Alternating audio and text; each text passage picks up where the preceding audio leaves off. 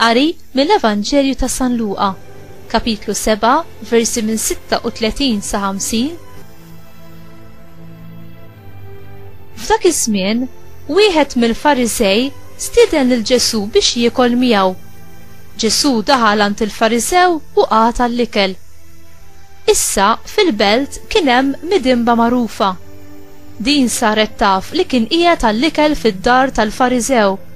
Ġiebet vażett tal-alabastru biż-żejt fuq u marret qadet warajh ħdejn riġlejh, tibki u xarrablu riġlejh bidmuha u tixxuttaħħomlu b'xuxita. Imbagħad bisitlu riġlejh u dilkitomlu bis-żejt fuq.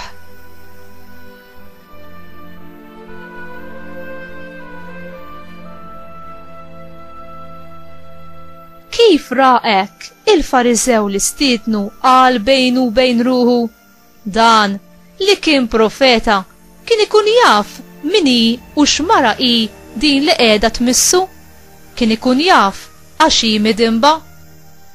Imma Ġesu qabad u qallu: Xmun, għandi ħaġa xi ngħidlek. Ejt, Mallem, qallu dak. Tnejn min-nies kellhom id-dejn ma' wieħed li sira fil-flus. Wieħed kellu jagħtih 500 dinar u l-ieħor 50. Min fejn iħallsu dejnhom ma kellhomx. U ħaffrilhom it-tnejn. Min minnhom se jħobbu li żjed? Wieġmu Xmun u qal: Jidher li jien lik dak li ħafirlu li żjed. Ħsibta tajjeb, qallu Ġesu.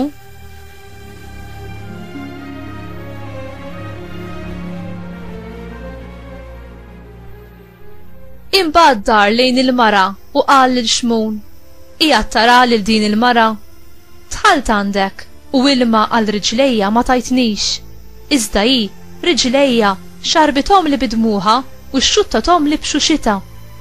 Bewsa ma tajtnix, iżda hi minn x'ħin daħlet ma waqfitx tbus l-riġlejja.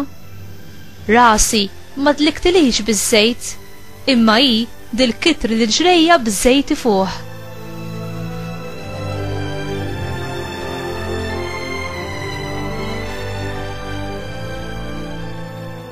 Għalhekk ngħidlek li dnubieta li kienu ħafna inħafrula għax ħabbet ħafna. Imma min jinħafirlu ftit, ftit iħobb. Imbagħad qal lilha: Dnubietek maħfura. Dawk li kienu fuq il-mejda miegħu bdew jgħidu fihom infushom: Dan minu biex jaħfir id-dnubiet ukoll.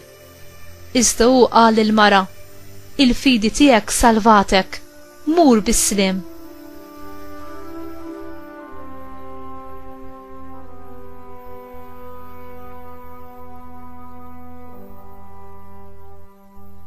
Il-kelma tal-mulej tifħil lilek Kristu.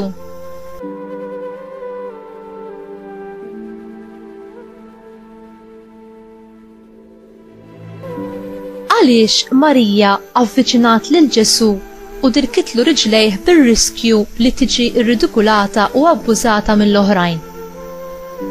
L-azzjoni ta' Marija kellha motiv wieħed u wieħed biss, u dan kien l-imħabba li kellha lejn Ġesu u l-gratitudni tagħha lejh għal maħfra tiegħu.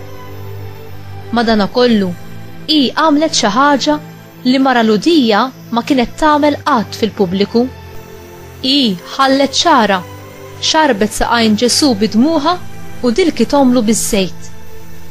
Kienet użanza għal mara f'jum it-tieġ tagħha li tidher b'xara miġbur, u għal mara miż-żewġa li dħol xara fil-pubbliku kien sinjal gravi ta' immodestja.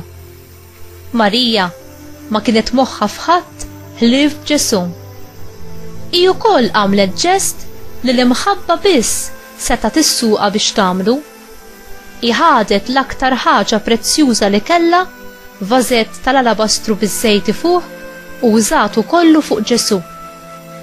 Bi spirtu ta' umiltà u indiema sinċira hi serviet lil Ġesu b'dan il-mod, għax hu kien l-uniku wieħed li jittratta bi ħniena u b'ġentilezza qaddisa.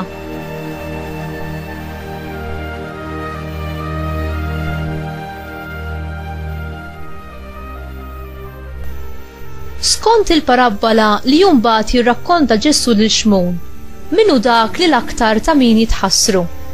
Dak li ma jistax jirċievi l-imħabba jew dak li ma jistax iħobb?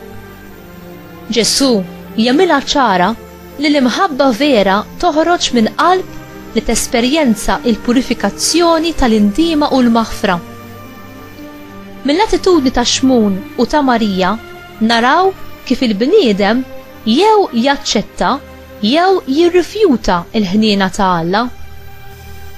Xmun li kien jikkonsidra lilu nnifsu bħala Fariżew tajjeb u bniedem ġust ma ħass il-bżonn għall-imħabba u l-ħniena. Fis-supervja tiegħu li ħaseb li jifhem aktar minn Ġesu u baqa' l-bogħod milli jaraf il-bżonn li huwa kellu li jirċievi il-grazzja ta' Alla. U inti, ma min tista' tqabbel l-attitudni tiegħek lejn il-mulej ma dik ta' Marija jew ma dik ta' Xmun? Bliema mod inti turih il-gratitudni tiegħek għal ħniena u l-grazzja tiegħu li jagħtik kontinwament.